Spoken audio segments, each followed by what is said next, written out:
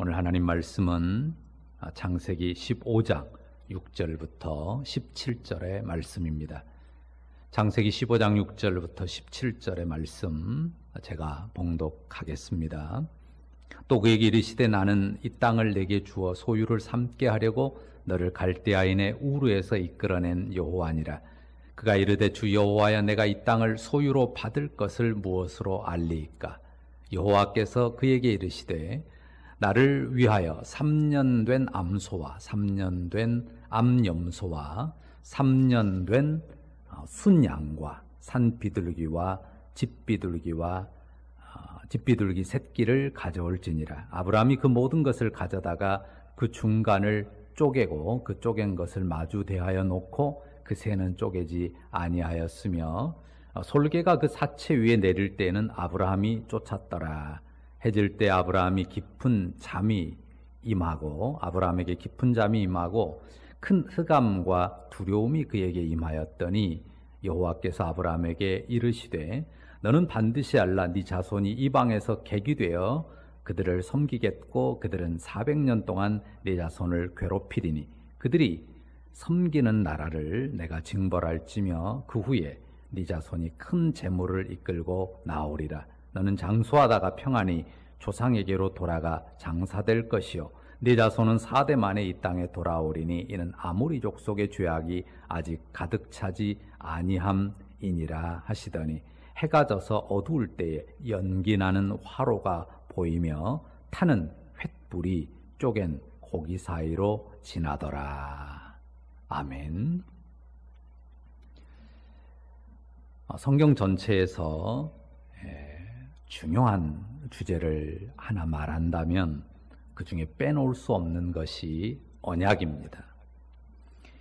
언약이 성경의 핵심 주제인데요. 거기에 대해서 오늘 본문은 매우 소중한 가르침을 줍니다. 먼저 질문을 하나 하겠습니다.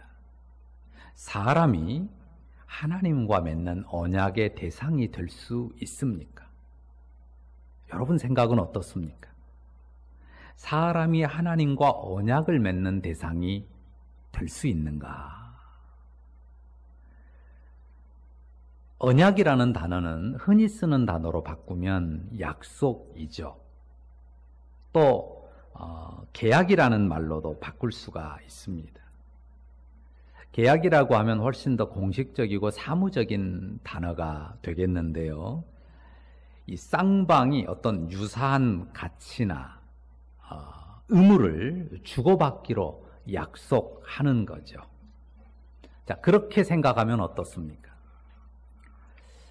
그렇다면 더더욱 사람이 하나님과 언약을 맺는 계약 당사자가 된다는 것은 대단히 어렵습니다. 하나님께 받은 것, 어떤 것을 하나님께 받고 그에 상응하는 무엇인가를 하나님께 드릴 수 있는 그런 인생이 누가 있습니까?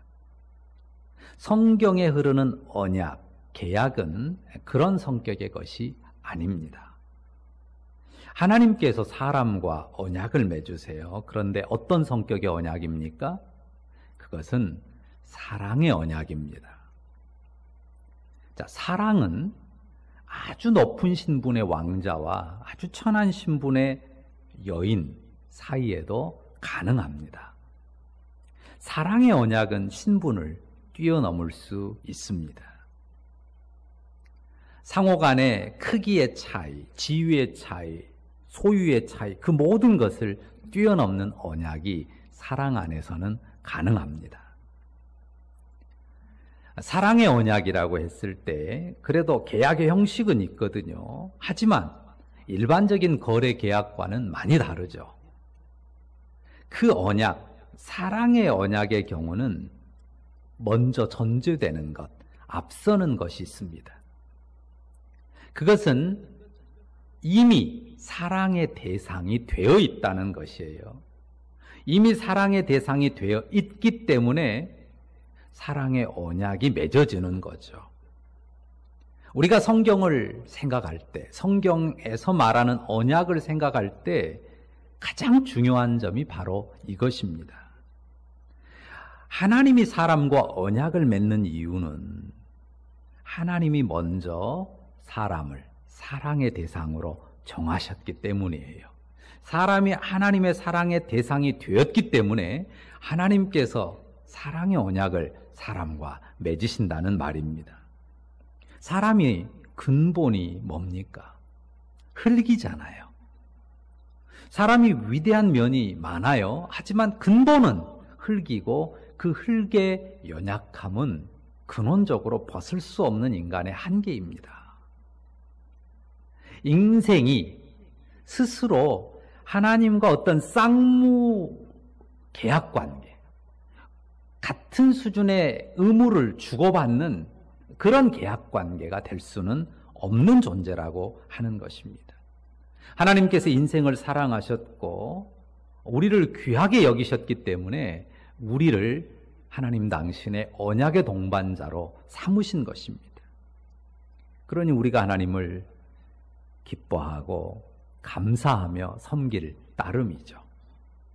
하나님이 아브라함을 불러 세우셨는데요. 하나님께서 처음에 아브라함을 부른 그 부름의 출발부터가 일방적입니다. 하나님이 아브라함을 부른 이유가 뭐죠? 아브라함이 본디 의롭고 거룩했기 때문입니까? 그의 혈통이나 그의 신분, 아니면 그의 핏줄이, 출신 배경이 아주 고귀하고 순결했기 때문입니까? 아닙니다. 하나님 일방의 선택, 그 주권적인 선택으로 불러서 그를 언약의 대상으로 삼았어요. 아브라함을 복으로 삼아서 그를 통해서 천하 만민에게 구원의 복을 주겠다고 약속하셨단 말이에요. 이것이 하나님 일방의 선택, 그리고 하나님의 사랑의 선택에 의했다는 것입니다. 그리고 그 언약 안에서 하나님께서 아브라함과 동행하셨습니다. 그 언약 안에서 아브라함과 동행하셨어요. 아브라함의 삶에 다양한 여정이 있었죠. 우리가 지난주일에도 한 여정을 살폈었는데요. 오늘 본문의 15장도 그 중에 한 중요한 장면입니다. 아브라함이 어떻습니까? 자기의 늙은 처지를 한탄해요. 그리고 자기에게 약속한 씨를 하나님이 아직도 안 주셨다고 불평합니다. 그때 하나님이 아브라함에게 하늘의 뭇별을 보여주시죠. 뭇별을 봐라. 네 후손이 셀 수 없는 저 하늘의 별과 같을 것이다 라고 약속하셨습니다. 아브라함이 그 말을 믿었어요. 그리고 하나님이 그 믿음을 의로 여겨주셨습니다. 자, 여기에서 아브라함의 모습을 볼 때, 역시 아브라함은 믿음의 조상이 될 만한 충분한 자격을 갖추고 있는 그런 대단한 믿음의 사람이라. 그런 면모가 드러납니까? 그런 신앙의 자태가, 흔들리지 않는 확고한 신앙의 자태가 드러납니까? 아닙니다. 그가 모든 믿는 자의 조상이 된 그 조상으로 굳게 서게 된 근거는 하나님께서 일방적으로 세운 바로 그 언약 안에서 하나님께서 그와 동행해 주셨기 때문입니다. 하나님께서 그에게 찾아오셨고 그를 이끌어 주셨기 때문입니다. 우리가 아브라함의 언약, 그 복에 참여하게 됐는데요. 그것도 마찬가지입니다. 하나님 그분이 그 언약을 우리에게 허락하시기로 정하셨기 때문이에요. 그리고 그 언약 안에서, 그 허락하신 언약 안에서 우리와 동행하기를 기뻐하셨기 때문입니다. 그분이요. 하나님이 아브라함에게 주신 복의 약속은 우리가 흔히 두 가지로 표현합니다. 하나는 씨에 대한, 곧 자손에 대한 약속이고, 또 다른 하나는 땅에 대한, 가나안 땅에 대한 약속이죠. 자, 8절에 보면요, 아브라함이 하나님께 묻습니다. 하나님이 약속하신 그 언약을 무엇으로 확증할 수 있습니까? 라고 묻죠. 이때 하나님께서 몇 가지를 준비하도록 합니다. 3년 된 암소, 3년 된 수양, 그리고 3년 된 암염소, 그리고 집비둘기, 산비둘기 새끼를 가져오게 합니다. 그것들을 어떻게 하도록 합니까? 중간을 쪼개도록 합니다. 그리고 벌려놓도록 하는데요. 이제 비둘기는 쪼개지 않습니다. 자, 여기에서 이 짐승을 잡아 쪼개는 의미는 뭘까요? 두 가지로 이야기할 수 있는데요. 첫째는 희생 제물의 의미입니다. 자, 레위기에서 여기 나오는 소, 양, 염소 모두 희생 제물로 사용됩니다. 집비둘기, 산비둘기도 마찬가지입니다. 비둘기를 쪼개지 않은 이유는 작기 때문이에요. 레위기에도 그냥 목만 비틀도록 하고 쪼개지 않도록 합니다. 자, 하나님이 앞서 계속 말씀드린 것처럼 하나님 일방의 사랑으로 우리를 언약의 대상자로 삼았단 말입니다. 그런데 반드시 존재하는 게 있어요. 희생. 희생의 속죄. 이 속죄가 전제됩니다. 자, 인생이 죄와 연약함에 쌓여 있다고 하지만은 그것을 넘어서서 하나님께서 우리를 언약의 대상으로 삼는단 말이에요. 일방적으로, 주권적으로. 그런데 어때요? 반드시 죄속함, 이 속죄의 희생을 통과하게 한다는 사실을 우리가 소중하게 생각하게 됩니다. 잡아서 벌려놓도록 한 이 짐승들은 기본적으로 속죄의 성격을 띠고 있습니다. 죽음으로 희생의 제물이 되는 거죠. 우리가 일방적으로 하나님의 언약을 받습니다. 하나님 일방의 언약, 사랑의 언약을 받아요. 그런데 반드시 십자가의 속죄를 통과하지 않습니까? 마찬가지로 여기 아브라함의 경우도 그런 거예요.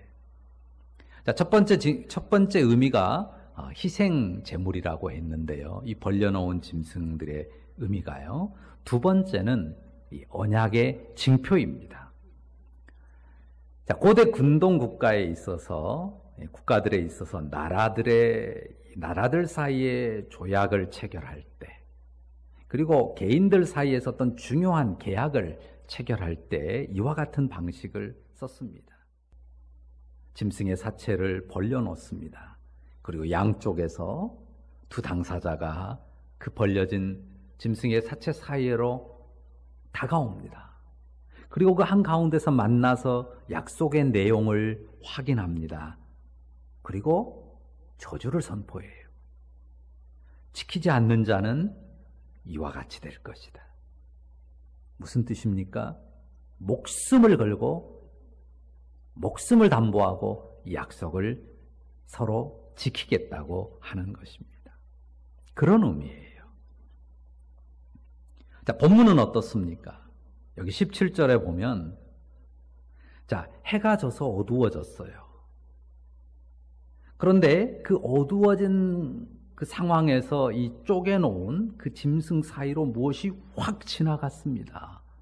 무엇이 지나갔죠? 화로에 타는 횃불.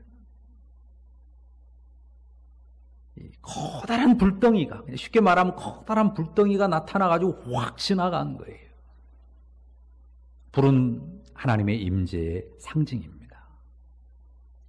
자, 앞서 이 쪼개놓은 고기 사이로 두 당사자가 함께 만나서 지나간다고 했잖아요. 그런데 하나님이 아브라함과 언약을 확정하는데 이 쪼갠 고기 사이로요, 아브라함은 지나가지 않아요. 불로써 하나님이 혼자 지나가셨어요. 무슨 말입니까? 언약을 맺음 자체도 하나님의 일방의 언약이고 주권의 언약인데요. 그 언약을 성취하는 것도, 확증하는 것도 하나님이 홀로 하신다는 것을 보여주는 내용입니다. 하나님이 홀로, 하나님이 사랑의 언약으로 주권적으로 아브라함과 맺은 언약, 아브라함을 통해서 온 인류와 맺은 구원의 언약은 사람이 이룰 수 있는 게 아니에요. 하나님이 홀로 쪼갠 짐승 사이를 지나가시면서 그 언약을 확증하셨고 확증하신 그 언약을 하나님의 홀로 이루십니다. 그러니 우리가 그 언약을 전적으로 신뢰하면서 나갈 수 있는 것입니다. 아브라함에게 나타나셨던 하나님, 그 하나님이 바로 성자 하나님이십니다. 그분이 역사 안에서 친히 사람이 돼가지고 오셨습니다. 아브라함의 후손으로 오셨어요.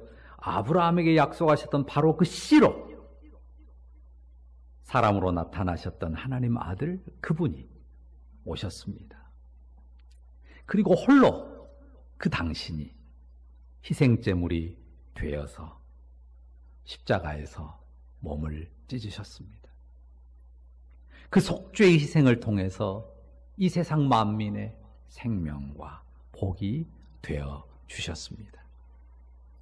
아브라함에게 주신 씨의 언약, 그 땅의 언약이 그렇게 세상에 와서 희생의 제물이 되시고 언약을 성취하신 하나님의 아들로 말미암아 예수 그리스도로 말미암아 우리 가운데 이루어지게 된 것입니다. 그 언약 안으로 저와 여러분을 부르셨어요. 바로 그 언약 안으로 하나님이 우리를 부르셨어요. 그 언약 안에서 우리가 하나님 나라의 영원한 생명에 속한 백성들이 된 것이죠. 하나님께서 우리를 사랑의 대상으로 정하셨기 때문에 우리에게 베풀어 주신 은혜의 언약입니다. 또한 하나님이 자기를 희생하심으로 홀로 이루신 언약이에요. 우리가 붙드는 언약이 그렇게 놀라운 언약입니다. 이 언약을 믿으시죠? 그렇다면 우리가 할 일은 뭡니까? 하나님이 홀로 주권적으로 약속하시고 홀로 확증하시고 홀로 이루신 언약이니까 우리는 손 놓고 가만히 있으면 됩니까? 어떻습니까? 우리가 할 일은 뭘까요? 그것은 우리에게 언약을 주시고 언약을 확증해 주실 뿐만 아니라 언약을 성취하신 바로 그분을 바라보는 것입니다.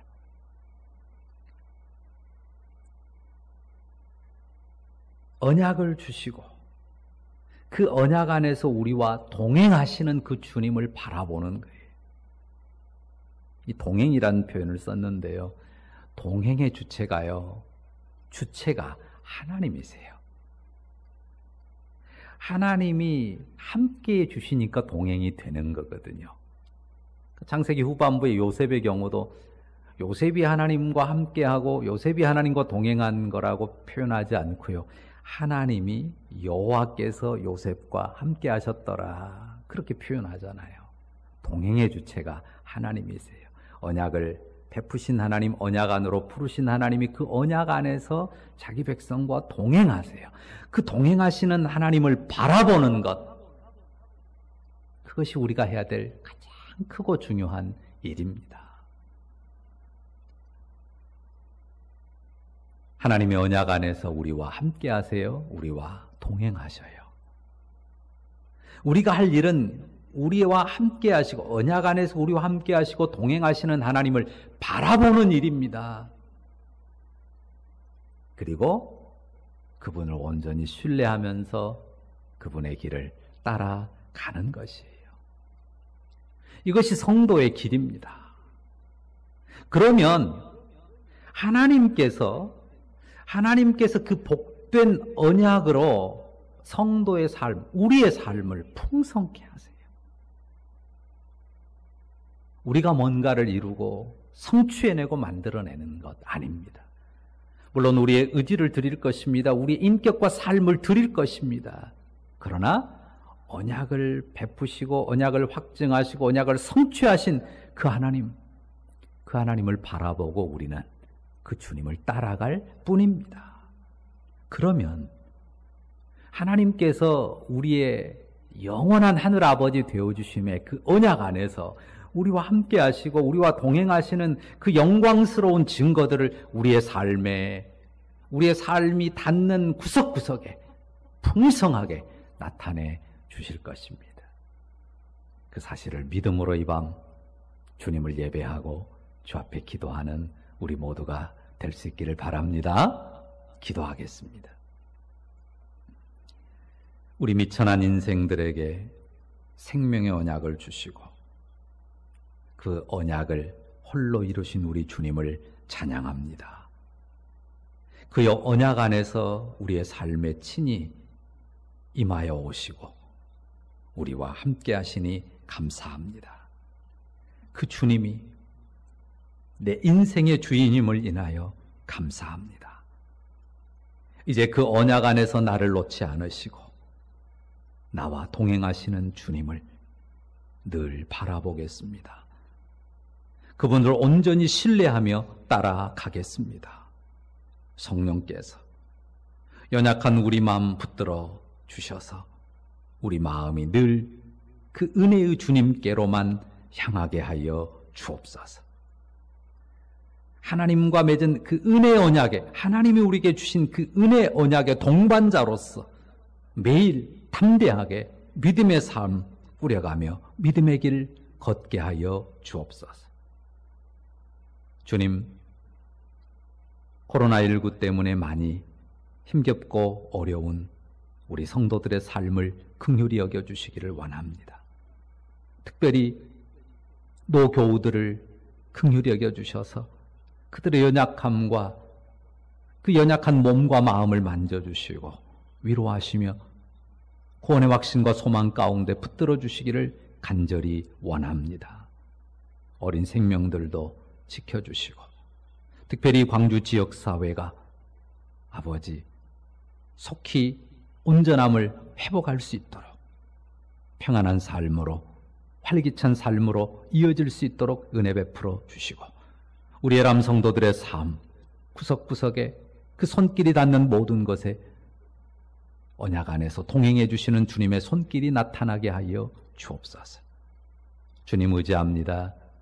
이 시간 기도할 때도 성령으로 우리를 붙드시고 힘있게 기도하게 도우소서. 예수님의 이름으로 기도합니다. 아멘.